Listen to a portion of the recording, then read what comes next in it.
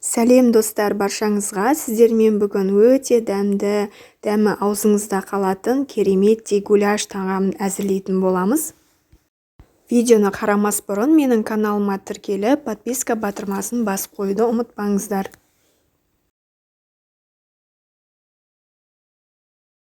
Ең алдымен табамызға майымызды құйып, бөліктерге бөліп туралған етімізді салып қуырып аламыз. Мендегі бұл жерде жылқы еті болды.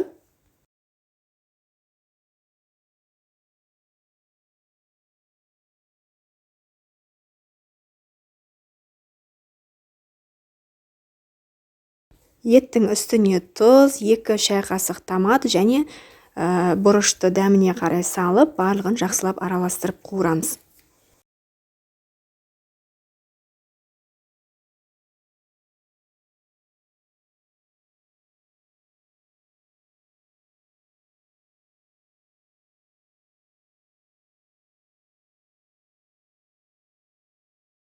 Содан соң бір бас орташа көлемдегі пиязымызды салып, тағы да қуырамыз.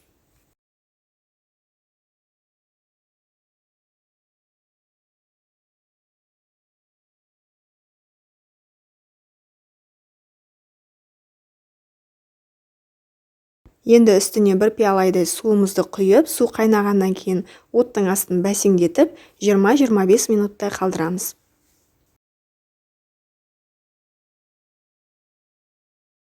Келесі кезекте бөлек тапамызға ұнды салып, қызарғанша баяу отта қуырып аламыз.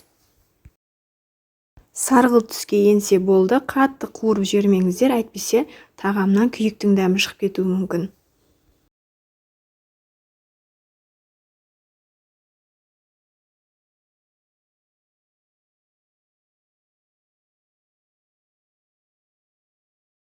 Осылай қуырылғаннан кейін үстіне 1 пиалай су құйып, екеуін бірге жақсылап араластырып аламыз.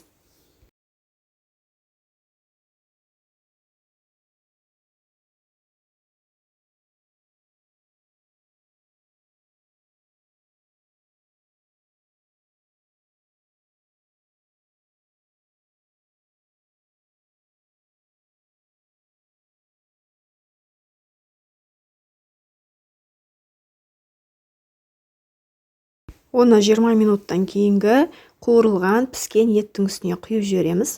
Сонда біздің подливіміз қою, өте дәмді болып шығады. Егер подлив қатты қоюланып кетсе, үстіне тағы да су қосып жіберсеңіздер болады.